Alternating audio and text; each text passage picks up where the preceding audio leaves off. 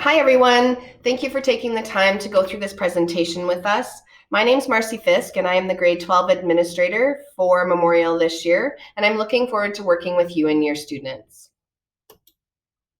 With me, I have Mrs. Porter and Mrs. Nugent, who are our high school counselors here at Memorial.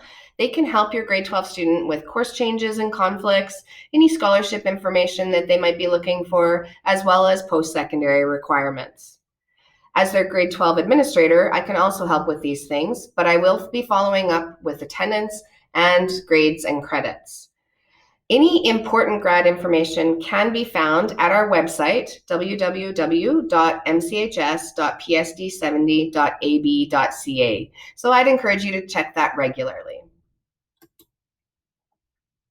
There's some things to remember about graduating in Alberta. You must have 100 credits, which includes English 30 and Social 30 at the -2 or the -1 level. Math 20 or Science 20, that can include bio, chemistry, physics, Math 20 or Math 20-3. It just has to be at the grade 11 level. You also need to have a minimum of 3 credits in phys ed and 3 credits for Comm 20. Then you need to have 10 other credits in any other course at the 30 level. That's other than English and Social Studies. Those can come from CTS, Fine Arts or Second Languages, phys ed, any of our AAC courses, the Registered Apprenticeship Program, or work experience. In our Academic Achievement Center, we've changed things up a little bit. It now runs out of our library. This is a self-directed learning environment where students can finish modular-based courses to meet any of those requirements that they may have missed along the way. Sometimes it's just to earn credits in order to meet the minimum of 100 credits. There is attendance requirements. This year with the quarter system, those are long blocks, so many of our grade 12 students are working from home for these modular-based courses, and we're supporting that in our COVIDized world right now.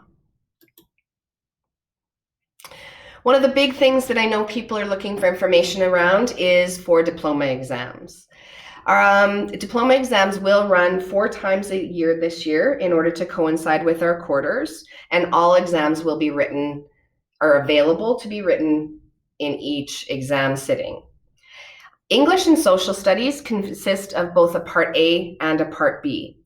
The written part will be written before the end of classes, and the multiple choice is written during the exam week or the exam days.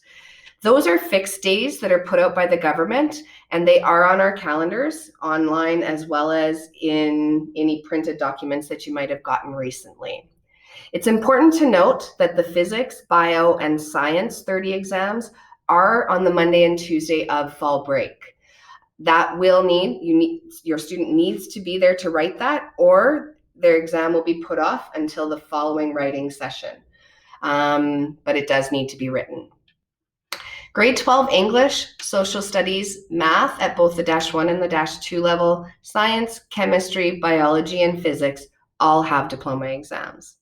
These exams are worth 30% of a final grade in a course. The other 70% comes from the school average mark, the school awarded mark that they earn.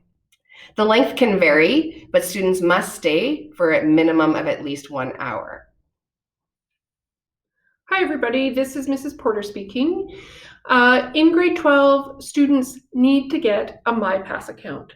MyPass is the Alberta Education account where students can go to get their diploma marks. So this is the only place that they can get their diploma marks. So extremely important that they do sign up for a MyPass account if they haven't already. So it's mypass.alberta.ca and sign in with an education account. It will ask for an email address, and what we say here is do not use your PSD email address, because as soon as you graduate, that PSD email address will disappear. So please use a personal email address. The other thing they're going to ask you for is your Alberta student number.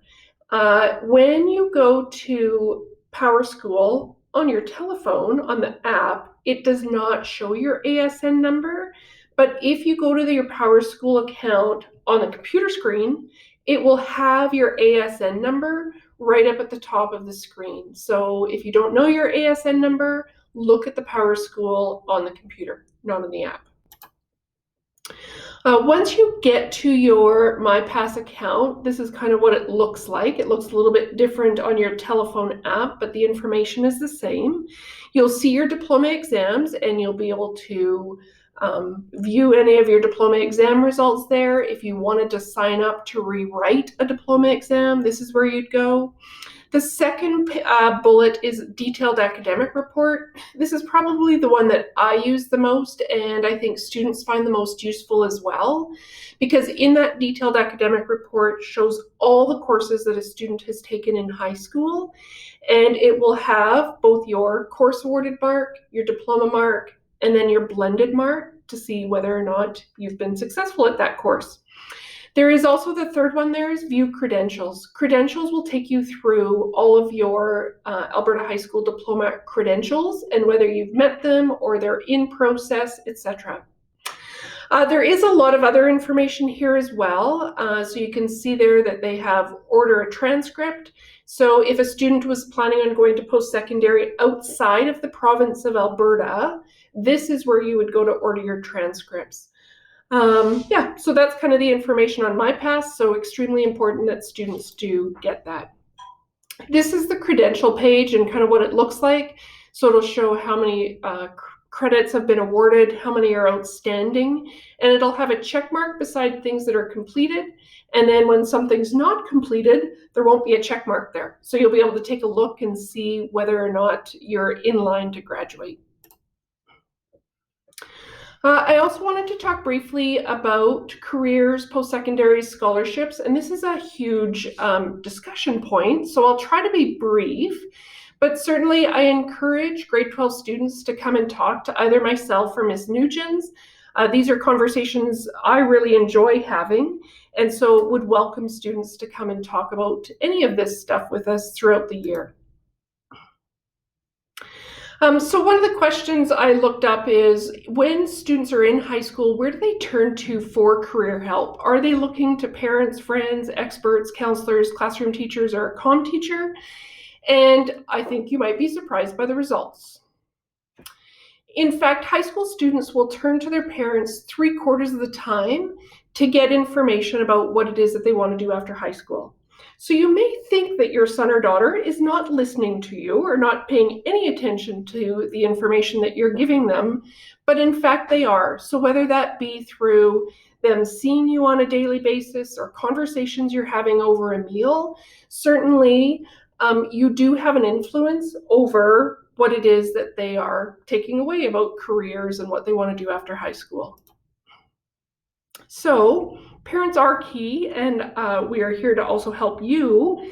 If you knew that your son or daughter was going to listen to you, what are the 1 or 2 messages that you would give them in terms of careers or education? And maybe you want to do some research yourself so as to help your son or daughter make those next steps in their life. One of the websites that we often use, and again, this is one that parents can use and or students can use, is the ALICE website. So it's alice.alberta.ca. And this one is particularly relevant because it is Alberta information. So sometimes you get started searching on careers and you do a Google search on something, and then it'll take you to somewhere in the southern United States, or you're looking up information about South America, and not really relevant to what we're doing here. Whereas this website has all the career information, but then also tells you about Alberta specific. It'll tell you about the job outlook in Alberta, what the possible earning income is in Alberta. If you have to go to a post-secondary institution, where in Alberta can you go for that? So we find this one a really useful website and would encourage others to use it as well. This is just more on that same website and the kind of information that you can get. If a student is considering post-secondary, if they're thinking about going on to college, university, or a technical institution, Alberta does have a lot of options. And I often say that it's important to think beyond the big three. Sometimes students think, okay, I'm in Alberta, I must go to the U of A, MacEwan, or NAIT. Those are what I consider the big three in the Edmonton area. But even if students are wanting to stay in the Edmonton area, there are other institutions to consider. So a Norquest College, Concordia University, the King's University, and then other institutions as well. And sometimes students are looking to go outside of the Edmonton area. And so lots of institutions across Alberta. And then if they're willing to go outside of province, obviously we can talk about the entire of Canada. So it's really important that students and or parents are researching to find out what it is that they want to do and then what it takes to get into those programs. One thing to really pay attention to are the minimum versus the competitive average to get into programs. Some programs will list the minimum average to get in is a 65%. But as soon as it says that it's a competitive program, if it's a competitive program, it means more people apply than what actually get in. So that average automatically rises. And so you just have to watch if it is a competitive program to make sure that you're getting that competitive average. Some programs do have other criteria expected as well, and I've listed some here, but it really does vary by institution and by program. NAIT, particularly any of the technical institutions, will sometimes have additional requirements like career investigations, volunteer hours, etc. Some of the artistic type programs will show that you may require an addition or something additional like that. Applications open on October 1st of every year for the following September. Institutions do like it when students apply early. So they encourage you to apply by October 1st. It depends on the student whether they're ready to go for October 1st or not. But I do encourage students to look at the deadlines for each programs, and those really do vary again by program and by institution. If I can be very general, I would say March, you'll start to see application deadlines coming up for different programs and different institutions.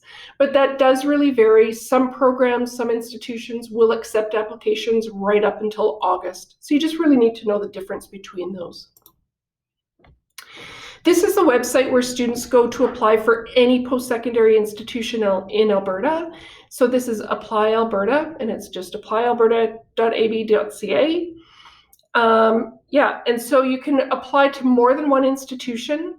The first part, the apply now, you enter your demographic information, all of your high school information. So you enter where you went to high school, what courses you took, what were your final grades in grade 10 and 11. And then students will enter their grade 12 courses and a predicted final grade. So they know that students haven't completed courses yet. Those courses are in progress. And so they will enter their courses, enter a predicted final grade, and then update it as the year goes on. Some of this I've already talked about. Each institution does have a different application fee. So those application fees will vary by institution. And all of the programs or all of the institutions will allow students to choose 2 programs of choice. So they'll have a first choice, which is their preferred choice. And then if they are not accepted into that first choice, they can have a second choice. And they're only ever considered for their second choice if they are not eligible for their first choice. If students are undecided, which there are lots that are in that situation, I just encourage students to start doing some investigations or some research into what it is that they want to do. Open houses and program information sessions are great places to get information. Typically, we've had a post-secondary fair at the Tri-Leisure Centre, and of course, because of COVID, that's going to look a little bit different this year. It will be a virtual event. We do have a date booked on October 29th. It's from 6 to 8 in the evening, and students will be provided a link in order to get into that post-secondary fair. We don't have that link yet, but I'll be sharing that once we do receive it. I put up the virtual open house dates for the 3 big institutions in Edmonton. So if students are interested in going to NAIT, there'll be an open house on October 16th and 17th. If they're interested in going to the U of A, the virtual open house will be on October 15th, 16th, and 17th. And MacEwan University's virtual open house follows on November 7th. Most of the open house virtual events are kind of between the end of September and the beginning of November. So that's their busy season in terms of open house. So if you're interested in another institution, I've found all of this information on those schools' website. So I would just encourage you to look at the school website that you're interested in going to and finding out when their open house is going to be, and find more information there. Another question we get lots of is about scholarships, and it is valuable to look at scholarships because any money that you can get to pay for your post-secondary institution is obviously going to help. The Rutherford Scholarship you would apply for once you are completed your grade 12 courses. So you apply for that typically when you get your course results back, your diploma exam results back at the end of July, beginning of August. So that's when you apply for the Rutherford Scholarship. I also encourage students to look at the institutions in which they're planning to attend and see if they have any entrance scholarships. Some scholarships you're considered for automatically. Some scholarships you have to do a separate application for. So just make sure you know the difference between those. Memorial Comp has lots of graduation awards as well. Those will come out in the springtime. Some of them, again, require a separate application. Some you have to write an essay for, so make sure to look into those in the spring. There are search engines that you can go to look for scholarships, and actually the next slide lists some of those search engines. And then others. There's lots and lots of places that you can find scholarships, but it is a process that you have to look for them, and then you have to apply. The scholarships are not going to come find you. You have to go find those scholarships. So I just encourage you to start your investigation early and keep searching throughout the year. Here are those scholarship engines that I suggested. So 3 that we use are scholarshipscanada.com, iconic.com, and scholartree.ca. So you go in, you enter your information, like where you're coming from, what courses you took, where do you want to go, what do you want to study, and then they will match up the scholarships that you are eligible for to your information. And then you just have to go through and figure out, like, is this something that I want to take the time to apply for, or is this something I'm going to take a pass on? I often say to students, hey, it may take you 2 or 3 hours to apply for a scholarship, but if that means $500, that's a pretty well spent time for 2 or 3 hours. If you compare that to working minimum wage at somewhere at $15 an hour, it would take a lot of hours to make $500. So I encourage you to apply for as many as you can. On our school website, I also share the scholarships that I can find for students. So on the school website, if you go under the tab for students, and there is a tab there, scholarships and awards. So here I list any scholarships that we have found. I put them in by month so that students know when the deadlines are. So for the September-October scholarships, they're typically due in October-November. And so you can kind of just keep searching through these and pick out the 1 or 2 scholarships that you think you're eligible for, and then take the time to do a really good application for those. Thank you, Mrs. Porter. Lots of great information, and I'm sure it'll help a lot of different kids. We're coming to a close here, so just wanted to touch base about what makes a successful grade 12 year beyond the marks and credit count.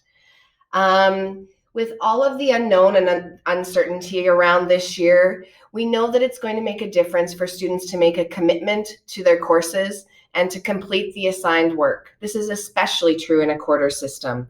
The pace is so much faster with the longer courses or longer classes, but the benefit of that is that we're only doing 2 courses at a time, and they will be done by mid-November, and we'll be moving on to quarter 2 at that point. So attendance is really, really crucial. You need to be responsible for any missed time and recognize that each class is worth about 2.5% of the course. Any vacations that are planned, although we know that those aren't as frequent as they might have been in previous years, please try to work with the school calendar. Extended absences greatly reduce the access to instruction and will cause some issues for kids. Communicate, work with your teachers, ask for help, stay on track.